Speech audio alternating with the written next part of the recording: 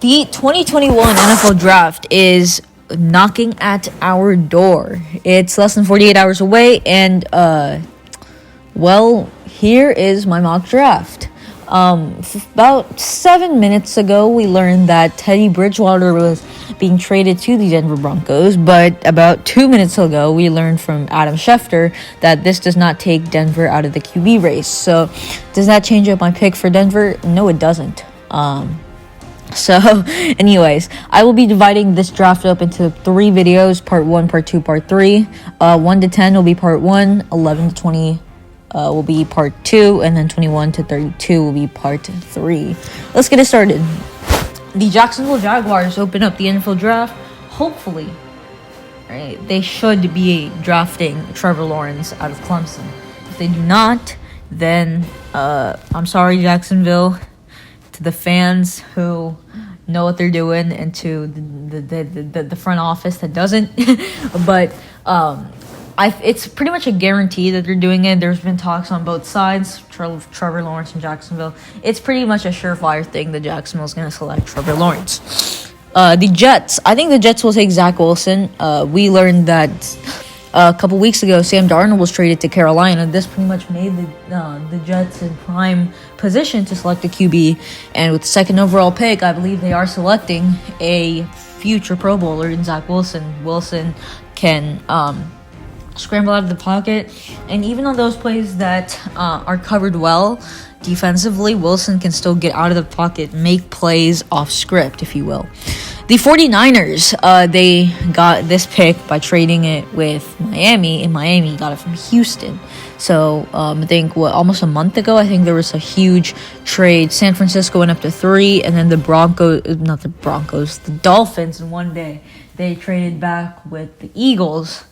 And the Eagles went to the 12th pick, which was where the Niners originally were, and the Dolphins moved back up to 6. So for the Niners, they are dead set on picking a QB, and I think they're going to pick Mac Jones because, I think Mac Jones fits everything that Kyle Shanahan and the Niners in general are trying to do. He's a good playmaker, and he takes care of the ball. He's a good leader, and Kyle Shanahan is rumored to want Jones, and looks like the front office, the general manager, and the front office people in general are backing him up in this. The general manager released a statement, I believe, a couple days ago, backing up Kyle Shanahan and whatever his decision is. The Falcons, I think they're going to pick Kyle Pitts because, it's really between Kyle Pitts and a QB or a trade back. Honestly, I think the Falcons will be asking for a lot for a trade back, moving up to 4, especially with teams like the Patriots or a team like Washington, who are pretty late in the draft. They're going to have to give up a lot, which I don't think they will be willing to give to move up like 15 or 10 to 15 spots.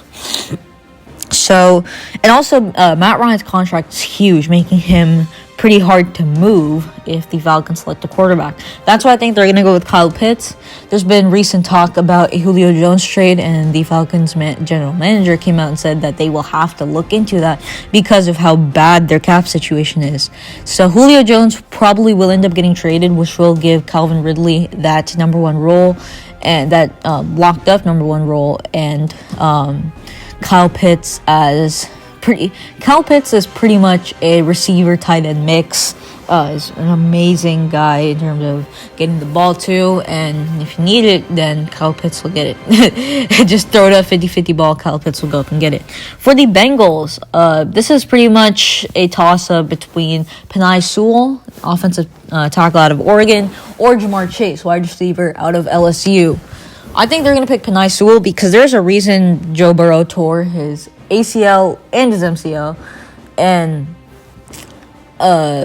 adding an offensive lineman as good as Penei Sewell, who I believe is the best lineman in this 2021 class, Burrow's going to be a lot better protected. He's going to be much better protected once he comes back from the injury.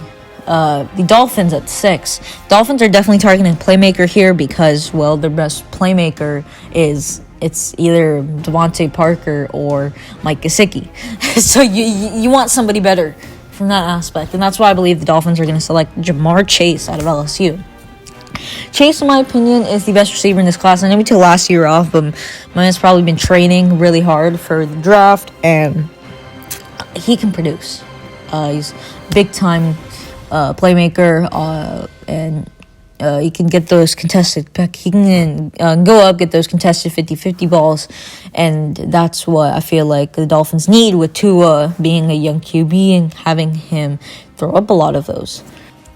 Next, we got the Detroit Lions, who, at this point, they're kind of rebuilding towards the future, right? With uncertainty at pretty much every position they have right now.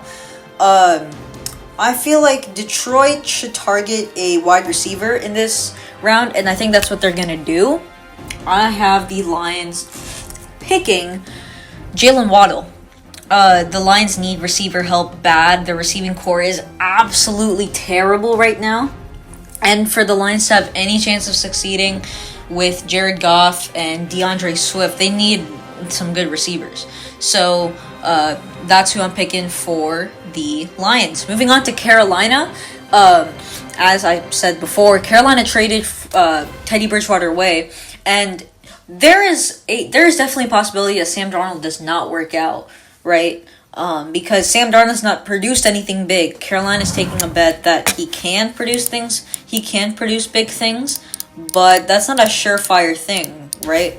So the Panthers need to have some kind of backup plan, and I feel like this is where they're going to get it. I have the Panthers selecting Justin Fields out of OSU.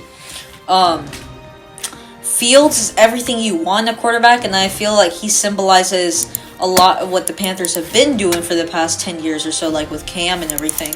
And the Panthers are very used to building around a mobile quarterback, and that's what Fields brings to Carolina, a mobile quarterback who is young and who's pretty quick.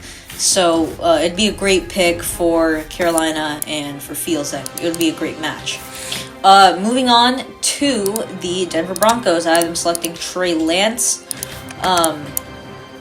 Trey Lance is amazing, and I think the things that he's able to do is surprises. It not surprised me, but it just reminds me of the type of talent that we have in college still. This is not even like the NBA, this is college kind of stuff. So, Denver, even though they've traded for Teddy Bridgewater, in my opinion, is nothing more than a decent to good backup, and you can do a lot better than Teddy B.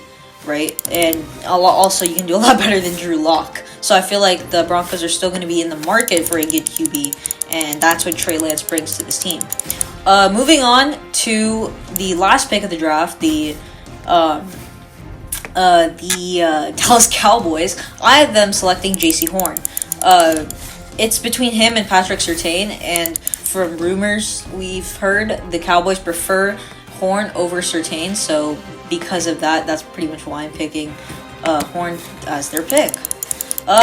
Anyway, that's the end of part 1. Get ready for part 2, dropping pretty soon. Thank you all so much for watching. Hope you all liked and enjoyed. Be sure to hit a like, subscribe if you're new, and peace.